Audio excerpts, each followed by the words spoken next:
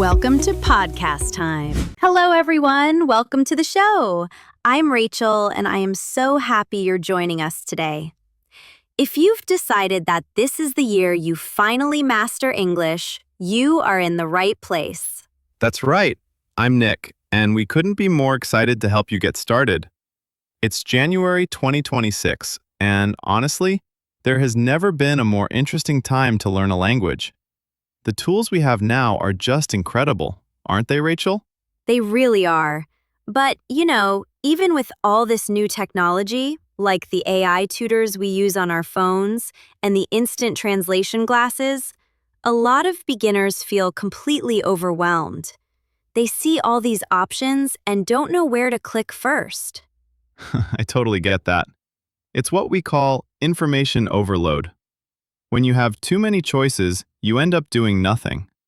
That's why today we're focusing on a study plan. Rachel, for our listeners who might be new to that term, how would you describe a study plan? Great question. Think of a study plan like a map for a road trip. If you want to drive from London to Edinburgh, you don't just start driving and hope for the best.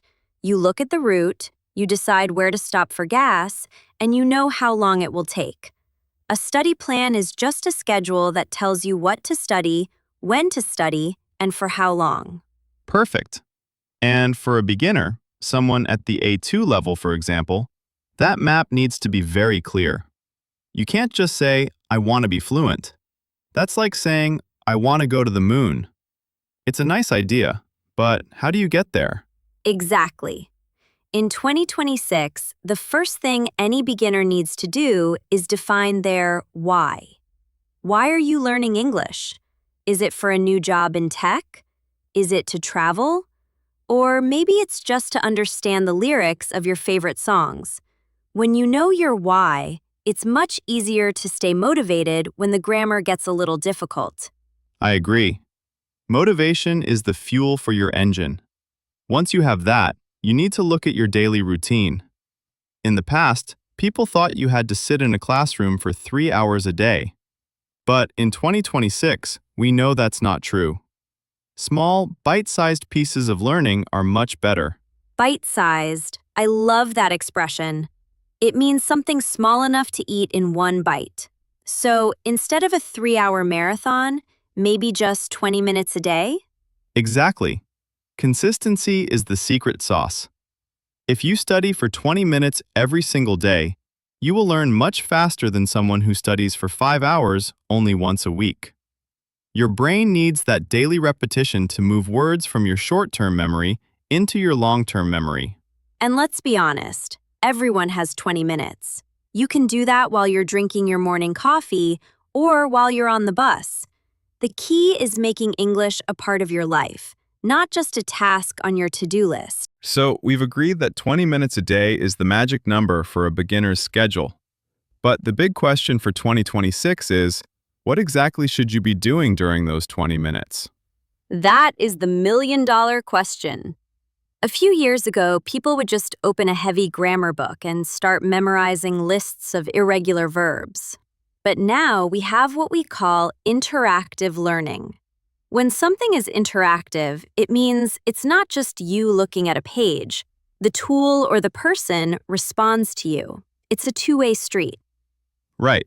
And the most powerful interactive tool we have today is the AI conversation partner. For a beginner, this is a total game changer. I remember when I was learning a language, I was always too shy to talk to real people because I was afraid of making mistakes. I would freeze up. I think we all felt that language anxiety. But the great thing about using an AI tutor on your phone or computer in 2026 is that it never gets tired, and it definitely never judges you. You can ask it to repeat the same sentence 10 times, and it will do it with a smile, or at least a very polite digital voice. Exactly. So, in your daily study plan, I suggest spending at least 10 of those 20 minutes actually speaking. Even if you are just at an A2 level, you can practice simple things like introducing yourself, ordering a coffee, or describing your day. The goal isn't to be perfect. The goal is to get your mouth used to making those English sounds. That's such a good point, Nick. Speaking is output. But to have good output, you also need input. Input is everything you take in, what you listen to, and what you read. For a beginner's study plan, I always recommend the 80-20 rule for input. The 80-20 rule? Tell me more about that. Well, you should try to find content, like podcasts, short videos, or stories, where you understand about 80% of what is being said. If you understand 100%, it's too easy and you aren't learning. But if you only understand 20%, it's just noise and you'll get frustrated. We call that comprehensible input. It means it's input that you can actually comprehend or understand, even if there are a few new words. I love that. It's like a puzzle. You have enough pieces to see the picture, but you're still fitting a few new ones in. In 2026, we have apps that automatically adjust the difficulty of a video based on your level. So, if you're watching a news report and it's too fast, the system can simplify the vocabulary in real time. It's amazing, isn't it?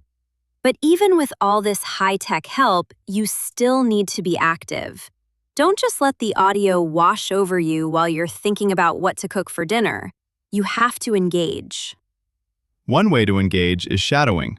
This is one of my favorite techniques for beginners. Rachel, how would you explain shadowing to someone who has never heard of it?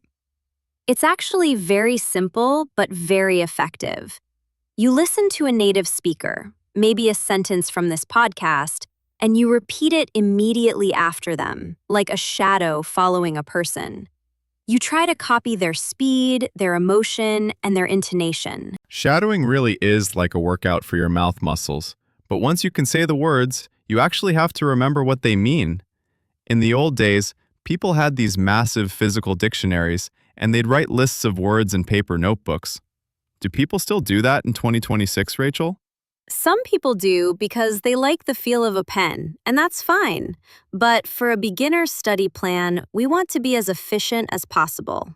Most of my students now use smart flashcards, or what we call SRS, Spaced Repetition Systems. SRS sounds like a secret space mission. What does it actually mean for someone learning English? It's actually very scientific, but easy to use. Basically, an app tracks how well you know a word. If you find a word easy, the app won't show it to you for a week. If you find it difficult, it shows it to you again in 5 minutes. It's spaced out to make sure the word sticks in your brain exactly when you are about to forget it. That's so much better than just reading a list over and over. I remember reading the same 10 words and forgetting the first one by the time I got to the 10th. We've all been there. My advice for your 2026 study plan is to add 5 new words or phrases to your app every day. Just 5. By the end of the year, that's over 1,800 new expressions. For a beginner, that is a huge leap forward. And notice how Rachel said phrases, not just single words. That's a big tip for 2026. Instead of just learning the word decision, learn make a decision. It's much more natural. Exactly. We call those collocations, words that naturally live together. It's like peanut butter and jelly. They just belong together. If you learn them as a pair, you don't have to worry so much about grammar rules because the phrase is already correct. Speaking of grammar, that's usually the part where people want to quit. They think about long tables of verb tenses and feel a headache coming on. How should a beginner handle grammar in their daily 20 minutes? In 2026, we take a grammar in action approach. Instead of studying the rule for the past simple for an hour, find a short story or a video where someone is talking about their weekend. You'll hear them say, I went, I saw, I ate. Your brain starts to recognize the pattern naturally. So, it's more about noticing patterns than memorizing formulas? Exactly. Think of it like a child learning their first language. They don't study grammar books, they listen to their parents and notice how sentences are built. In your study plan, spend maybe 5 minutes a day on a specific grammar point, but spend the rest of your time seeing that grammar used in real conversations. That makes it feel much less like a chore. And with the 2026 translation apps, if you see a sentence structure you don't understand, you can just tap it and it will explain the why behind the grammar instantly. It's like having a teacher in your pocket 24/7. But remember, the tech is there to support you, not to do the work for you. You still need to be the one curious enough to ask, hey, why did they use have been instead of was there? We've talked about the technical side, the apps and the schedules, but let's get into something a bit more exciting. In 2026, we don't just study a language anymore, we live it. Have you noticed how the idea of immersion has completely changed, Rachel? Oh, definitely. It used to be that if you wanted to immerse yourself in English, you had to save up thousands of dollars, pack a suitcase, and fly to London or New York for a month. Now, immersion is something you can do right from your sofa. Exactly. For our listeners who might not know, immersion just means surrounding yourself with the language so much that it becomes your normal environment. And in 2026, with virtual reality, or VR, this is easier than ever for a beginner. I love using VR for language learning. Imagine putting on your headset and suddenly you're standing in a busy supermarket in Chicago. You have to look at the labels, listen to the announcements, and maybe even talk to a virtual cashier. It's low-stakes practice. Low stakes. That's a great phrase. It means there's no risk. If you make a mistake with the virtual cashier, nobody cares. It's the perfect way to build confidence. But Rachel, what about people who don't have a VR headset? How can they create an immersion environment in their study plan? It's all about the small settings. One of the first things I tell my students to do is change the language on their phone and their social media accounts to English. Think about how many times a day you look at your phone. If every time you see settings, messages, or Wednesday, it's in English, your brain starts to accept those words as default. That's a pro tip right there. It feels a bit scary at first. You might get lost in your own phone, but you'll be surprised how quickly you learn those technical words. Another part of immersion in 2026 is finding your tribe. Finding your tribe. I like that. You mean finding a group of people who are also learning, right? Exactly. Learning English shouldn't be a lonely hobby. There are so many global communities now where beginners can meet. You can join a digital book club for A2 learners, or a gaming group where everyone agrees to speak only English while they play. When you're having fun with friends, you forget that you're actually studying. That is so true. And we can't forget about Language Exchange 2.0. In 2026, we have these amazing platforms that match you with a native speaker who wants to learn your language. You spend 10 minutes speaking English, then 10 minutes speaking your native language. It's a fair trade. And because it's 2026, these platforms have built-in translation and correction tools. So if your partner says something too fast, the app provides a live transcript on your screen. It takes away that fear of not understanding. It really does. So, if we look at our study plan so far, we have our 20 minutes of focused study, our 5 new phrases, and now we're adding passive immersion. This is the English you consume while you're doing other things, like having an English radio station playing in the background while you cook. It's all about creating an English bubble around yourself. Even if you live in a place where nobody speaks English, you can step into that bubble whenever you want. Everything we've talked about sounds wonderful on paper, doesn't it? But let's be real for a second. It's easy to be excited in the first week of January. You have your new apps, your VR headset is charged, and you're ready to conquer the world. But then, February hits. It's raining, you're tired after work, and the last thing you want to do is practice verb tenses. Oh, I know that feeling well. We call that the honeymoon phase. At the start, Everything is new and shiny, but eventually, the hard work begins. One of the biggest reasons beginners quit is because they feel like they aren't making progress. They feel like they are standing still. Exactly. And that's why tracking is a vital part of your 2026 study plan. In the past, you just have to trust that you are getting better. Now, our digital tools give us actual data. I always tell my students to look at their learning dashboard. I love those dashboards. They show you exactly how many words you've mastered and how many minutes you've spent listening. It's like a fitness tracker, but for your brain. Seeing that streak, you know, when the app says you've practiced for 15 days in a row, is a huge psychological boost. You don't want to break the chain. Break the chain is a perfect idiom for this. It means keeping a habit going without a single day's break. But Nick, what happens when someone does miss a day? I see so many learners get discouraged and just give up entirely because they weren't perfect. That is the perfectionism trap. If you miss a day, it's not the end of the world. The goal isn't to be a robot. The goal is to be consistent over the long term. If you miss Tuesday, just make sure you're back on track on Wednesday. In 2026, we focus on progress, not perfection. I love that motto. And speaking of perfection, let's talk about mistakes. For a beginner, making a mistake can feel embarrassing. But in our modern way of learning, we actually view mistakes as data. Right. If you never make a mistake, you're probably practicing things that are too easy for you. A mistake is just a signal that shows you exactly what you need to learn next. It's like a GPS telling you that you took a wrong turn. It's not shouting at you, it's just helping you find the right way. That's a great way to look at it. Another thing beginners often face is the intermediate plateau.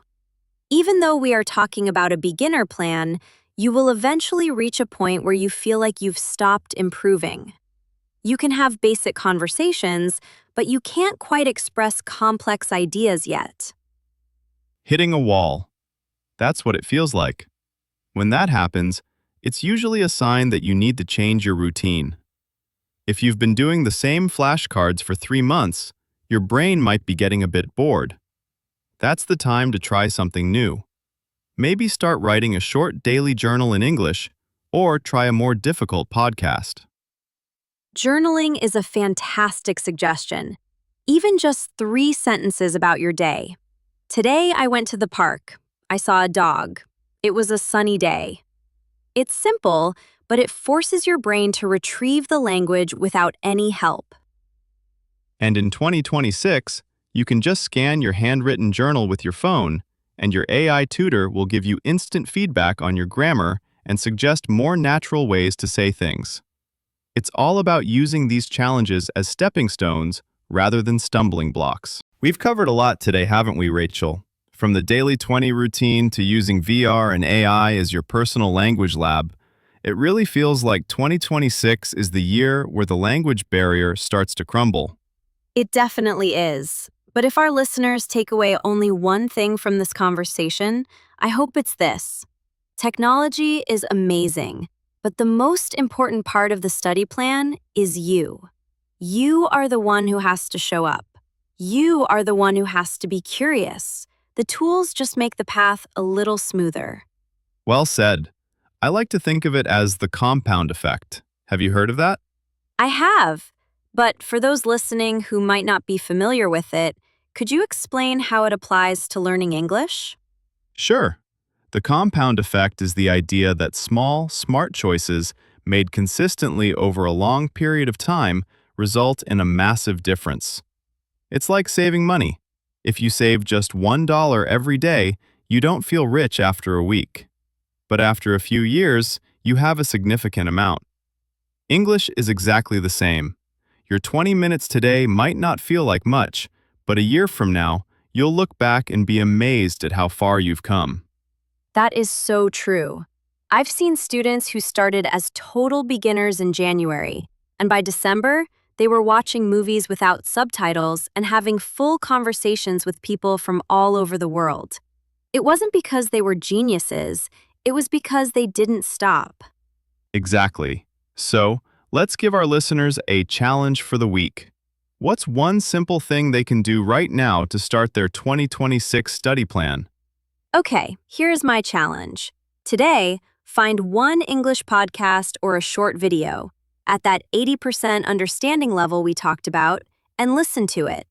Then, pick just 2 new words, put them into your flashcard app, and say them out loud 5 times. That's it. It takes less than 10 minutes. I love that. It's a quick win. And once you get that first win, it's much easier to keep going. Remember, everyone you hear speaking English fluently today started exactly where you are right now. They started with, "Hello, how are you?" and "My name is."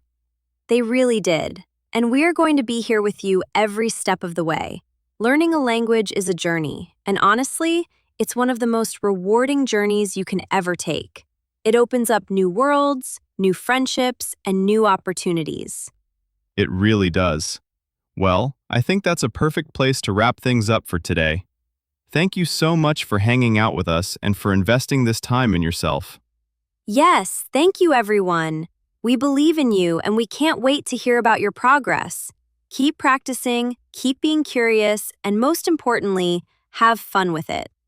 Happy learning, and we'll talk to you in the next one. Bye-bye.